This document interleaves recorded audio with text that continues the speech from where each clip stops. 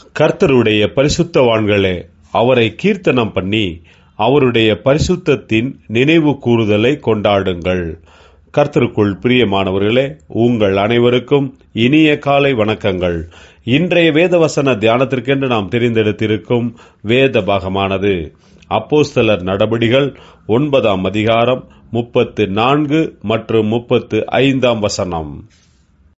பேதுரு அவனை பார்த்து, ஐனேயாவே, இயேசு கிறிஸ்து உன்னை குணமாக்குகிறார், நீ எழுந்து உன் படுக்கையை நீயே போட்டுக்கொள் என்றான். உடனே அவன் எழுந்திருந்தான். லித்தாவிலும் சாரோனிலும் குடியிருந்தவர்கள் எல்லாரும் அவனை கண்டு கர்த்தரிடத்தில் திரும்பினார்கள்.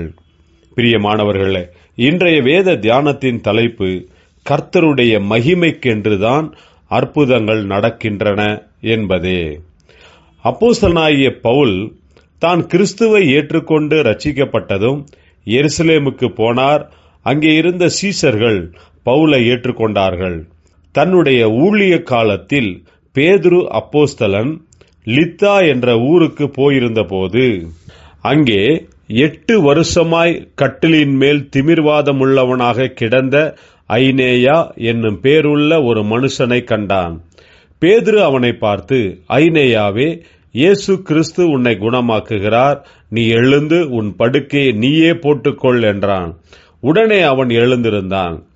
லித்தா என்ற இடங்களிலும் சாரோனிலும் குடியிருந்தவர்கள் எல்லாரும் அந்த அற்புதத்தை கண்டு கர்த்தரிடத்தில் திரும்பினார்கள். பிரியமானவர்களே, கர்த்தர் அற்புதங்களை நடப்பிக்கும் போது தம்முடைய ஜனங்களை பயன்படுத்துகிறார். தேவனுடைய வல்லமைதான் உங்களிடத்தில் அற்புதங்களை செய்திருக்கிறது என்று அற்புதங்களை பெற்றவர்கள் உணர வேண்டும். மனிதனுடைய சொந்த சக்தியினால் இப்படிப்பட்ட அற்புதங்கள் நடைபெறவில்லை.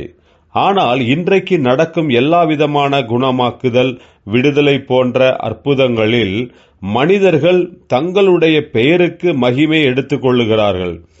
அற்புதங்களை செய்கிறவர் தேவனாகிய கர்த்தர், அதை பெற்றுக் கொள்ளுகிறவர்கள் மனிதர்கள். இதற்கு நடுவில் தன்னுடைய கருவியாக கர்த்தர் தம்முடைய ஊழியக்காரனை பயன்படுத்துகிறார். இதை அறிந்து கொண்டவர்களாக எல்லா துதிகன மகிமை அனைத்தையும் நாம் கர்த்தருக்கு மட்டுமே செலுத்த வேண்டும், எந்த ஒரு மனிதனுக்கும் அல்ல.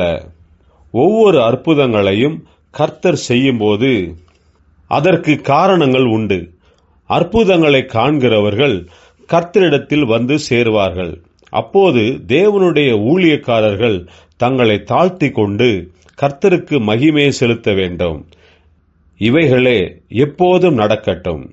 ஜெபிப்போம். ஜீவனுள்ள தேவனே, உம்முடைய கரத்தில் உள்ள கருவிகளாக, பாத்திரமாக நாங்கள் இருக்கிறோம். உம்முடைய மகிமைக்கென்று நீர் எங்களை பயன்படுத்தும். ஆசீர்வதியும். இயேசு கிறிஸ்துவின் நாமத்தில் ஜெபிக்கிறோம் நல்ல பிதாவே. ஆமேன்.